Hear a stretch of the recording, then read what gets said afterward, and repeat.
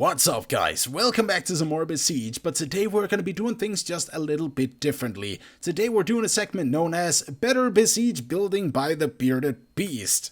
Let me know what you think of that. Either way, today what I want to show you is how to operate and to build better creations with the building tool mod. And this is easy to install. All you got to do is go into the description. You'll need sparse mod loader and you'll need building tools, obviously, and that is basically all you need. So let's get started with this mod here. First off, you have enable intersection, and what this does, for instance, if you're trying to do this without it, then you can't because there's an intersection. I don't know why that warning is not popping up, but okay. But if you do this, I'm still clicking by the way, but if you do this and you place it right there, then you're able to do it. And then you can place that right there and that right there. But one thing you need to know though is that it still breaks.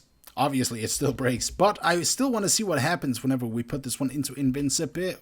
Well, that didn't help. Let's try this again. No. Okay, so something is breaking it even though it is in invincibility mode. That is interesting. Alright. I guess that has nothing to do with the mod. I haven't had that issue before, but let's just get out of both of those.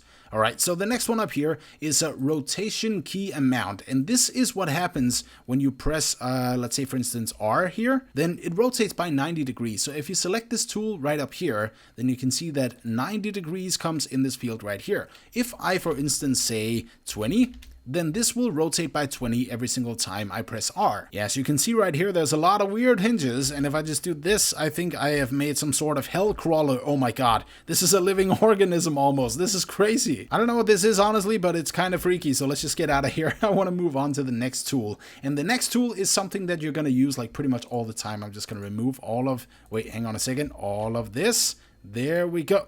Oh god, I deleted the core cube! Well, if that ever happens to you, if you delete everything, by the way, I will come back to every single one of these up here step by step, but if this ever happens to you and you delete the core cube, simply destroy the machine that loads it back in. But the next thing today is gonna be this up here, select blocks, and that is one of the one of the best things about this mod, because you can select all of the blocks. What I'm doing here is clicking right now, but what I did before is clicking and then dragging. Now what I'm about to show you is a potential of how this mod can work to the fullest of extents. So I am gonna explain this a little bit later, but what I want to do here is select all of these. Then what I can do is copy that selection, and I can move that selection. Wait a second, where's this going? There we are. Right, and then I can also turn this selection around on that axis right there. Okay, so I'm at a ½ degree. That's very low. You should never go to a ½ degree unless you're going for absolute precision. But yeah, now I have moved this and turned it around, and as you can see, it is not really sticking on. Let me just find the better point for that right about there.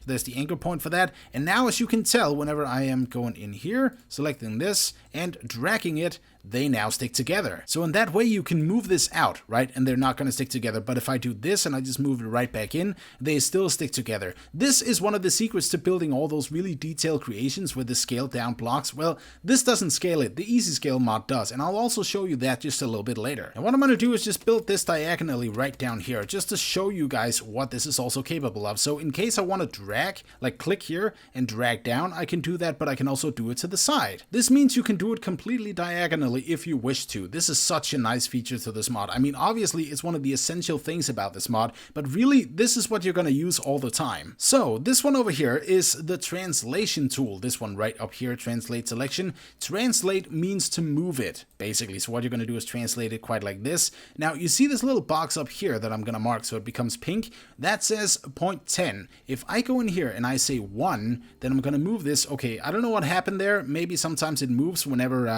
it's selected, but now you can see it moves more roughly, pretty much the size of one block. And that is because 1 unit up here equals to 1 block size, like just one of these wooden blocks right here. So that's pretty much that, right?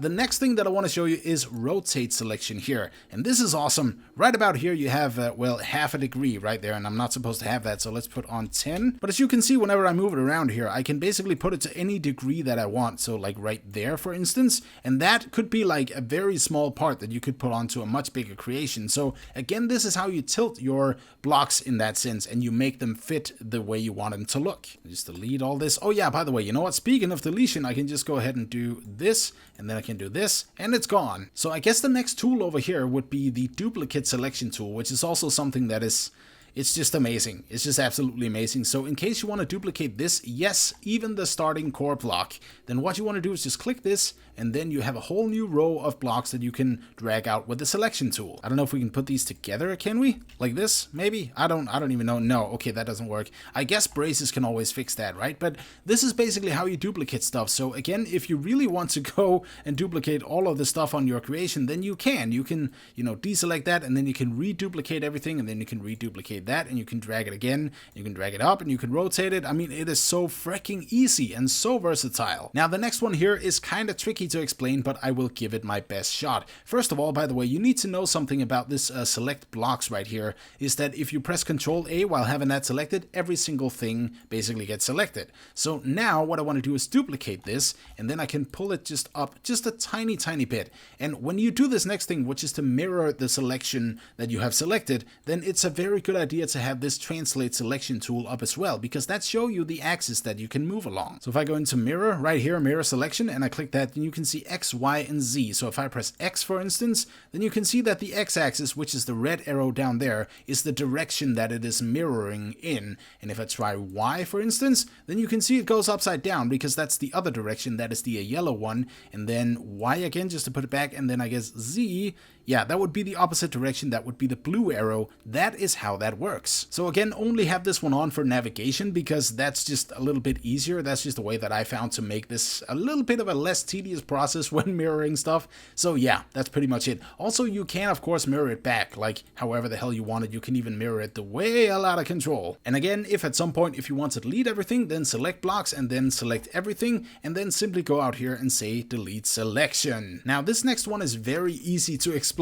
Okay, very easy. If I select this one here and I go up here, it says hide selection, right? So if that is active, then I'm hiding the block that I'm also selecting. If I'm putting that back on, it comes back on. Now whenever you activate this during the game, it still pops in and you can still use it the way you want, right? But you can also hide the selection just in case that there may be something that you want to hide to get a better overview of what you're building. That's really what this one is for. And the next one up here is deselect selection. You can do this in two ways, by the way, to deselect all that you have selected.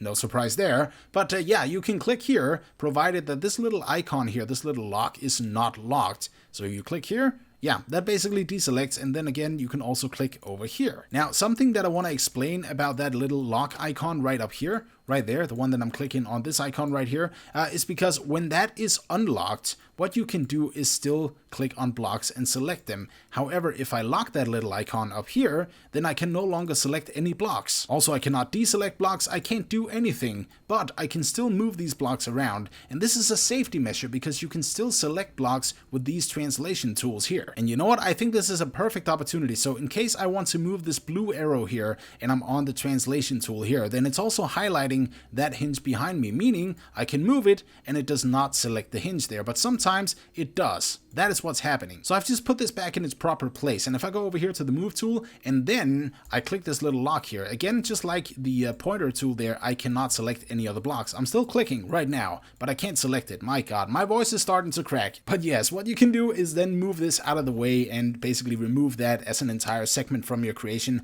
in case you want to split up your projects on a bigger creation. And then of course, if you please, the last one over here is delete selection. That is the one right there, and then you just simply remove that.